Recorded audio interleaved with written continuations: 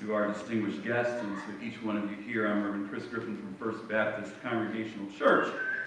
And once again, I stand before you, the member congregations of CRS, partner organizations of the Reclaim Campaign, the press, and elected officials as a herald, another voice that seems to cry out in an urban wilderness about violence in our city and our communities. Violence which births from domestic abuse, dysfunctional families, gang warfare, drugs, and other sources. Once again, I stand before you saddened, frustrated, angry, and tired.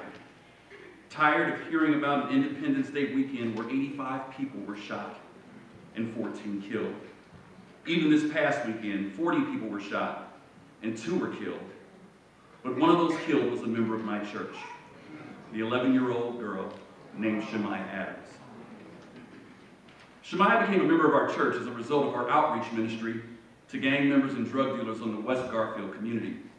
And Shemaiah was a student at Melody Elementary School. She loved to dance and spend time in her neighborhood with her neighborhood friends. She even looked forward to joining our church's praise ministry this fall. And though she joined our church just this past December, she had been with us for the past 3 years. I spoke with our junior church pastor, our children's church pastor, Danny Jones, and he told me that he was excited for Shemaiah because a spark had begun in her with her understanding of who and what Jesus meant to her. It was beginning to show in her attitude and her disposition in children's church.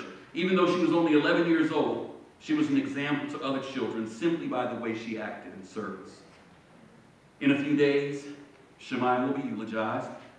There will once again, we'll see flowers, teddy bears, t-shirts, tears, and sorrow.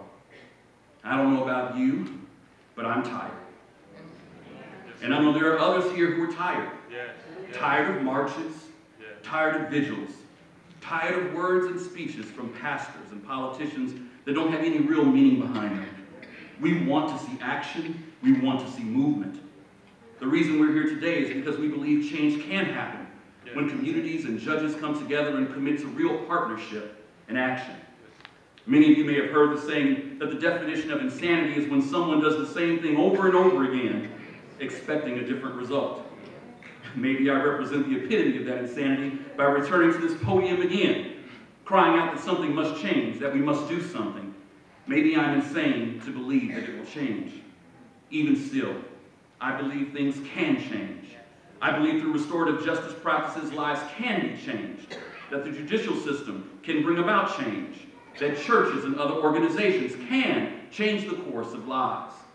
I believe the culture of violence can be stopped, and our faith must make us fearless, and our prayers must make us proactive. So I ask you to pray for the family of Shemaiah Adams. Pray for the 5 little girls who were in the room with her and witnessed the unthinkable violence of a little girl struck down by a stray bullet. Pray for all our communities, and pray for our meeting tonight. Pray that restoration comes about through our efforts and the efforts of our court system, and that we may have the courage and conviction to bring real commitment and action so that Shemaiah's death won't be in vain. God bless you.